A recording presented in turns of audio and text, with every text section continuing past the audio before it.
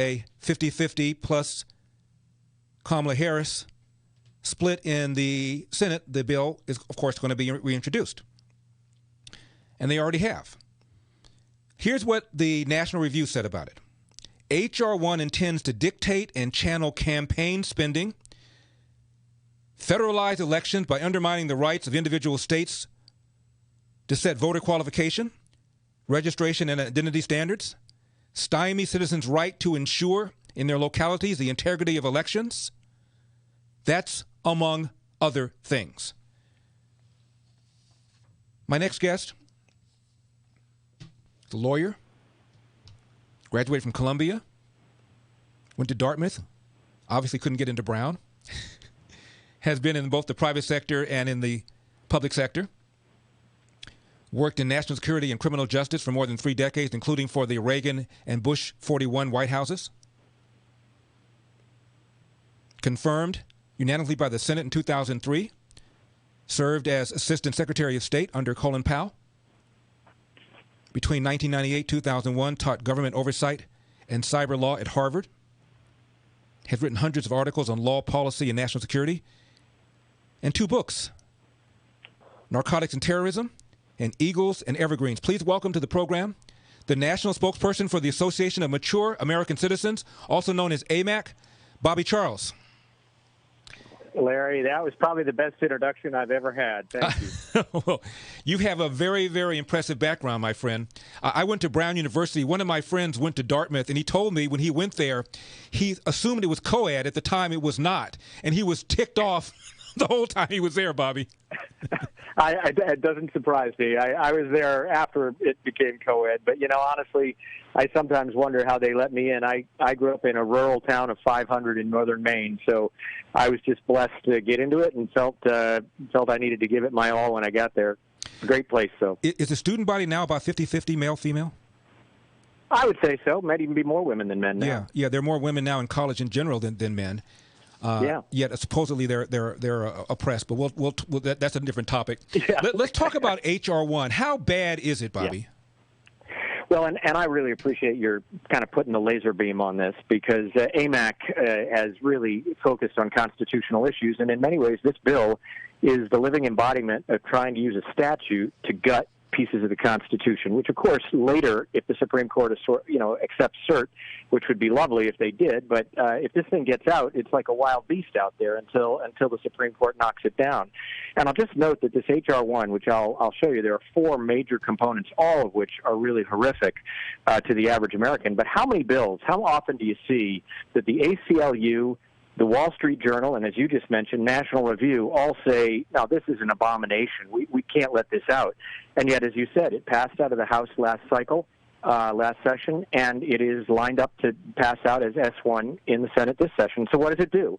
The first thing it does is it takes our state-controlled election process, which has given us a lot of variety in the last election cycle, but at the same time, it is the beauty of these 50 laboratories and individual states deciding for individual people what they really want to do to assure integrity.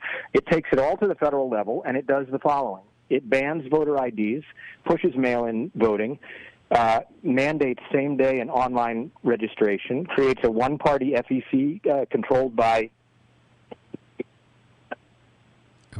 DMV automatic registration, which means that if illegal aliens are getting, as in many states, driver's license, they're automatically sluiced in. The Wall Street Journal was pretty clear about that, to registration. Mm-hmm. They open the door to felony voting, 16-year-old registration. They allow states... They force states to allow voting outside the precinct, which was a problem in this last cycle, and they keep rolls unswept, so that they basically old people who move out of state or die are still on the rolls for an indefinite period of time. So that's the election process part. And then, of course, they suppress free speech. Imagine in this moment of cancel culture and doxing and people showing up on your front lawn with a bugle and anything else they can think of, they force the release for conservative political action groups. They force the release of the names and the addresses of all donors. Now, if that's not a chilling, I don't know what is. And then they chill, of course, the speech itself with legislative regulation. They have the Federal Election Commission They force anybody who sponsors an ad to register. I mean, it's basically a concentration of power intended to strip the average American of free speech. And then the two other things it does is it eviscerates the right of states to draw their own congressional district lines, knocking out the state-level control of that process and putting in a federal, quote-unquote, independent commission. And then, of course, it forces you, the average voter, to sit in front of a television and to pay for ads at a matching rate of 6-to-1 that you don't believe in. It forces public funding of candidates. So, yeah, it's an abomination. And the problem is, in a normal environment, it wouldn't get out. But with a 50-50 and Kamala Harris as the tiebreaker, if they knock the filibuster out, this bill passes. And that would be a horrendous event for the American electoral process. My guest is Bobby Charles. He's national spokesperson for the Association of Mature American Citizens, also known as AMAC. By the way, their website, amac.us. Bobby, I think the story of the 2020 election is as follows. The Democrats used the COVID-19 pandemic as an excuse to water down, loosen, ignore, violate all sorts of election laws. So virtually anybody who could fog up a mirror ended up somehow casting a vote. And if you look at people who never voted or seldom voted, the lion's share of those people are going to be Democrats. Yeah. Well, I have to tell you, I don't disagree with anything you just said, Larry. And I think that the lesson for us, there is a seminal fact that was different in 2020 from all prior elections ever held in the United States, and that was that 44 of 50 states allowed broad mail-in ballots without reason, same kind of thing that's been outlawed across Europe for the exact reason of fraud. They don't want added fraud. It's all based on having had fraudulent elections and stopping them in the future. So we ended up in a situation where you had bona fides questions in a whole range of states, and the presumption, of course, starts out in favor of the election, and you need a preponderance of evidence in a very short period of time to flip that presumption. I mean, I was a Ninth Circuit U.S. Court of Appeals clerk for a Reagan appointee, and I'm telling you, if we had had a year to litigate this, I think the outcomes in a lot of these cases go to the amac.us website and make your voice heard. Bobby, thank you so much for coming on. I appreciate it. Oh, thank you. Thank you, Larry. Got it.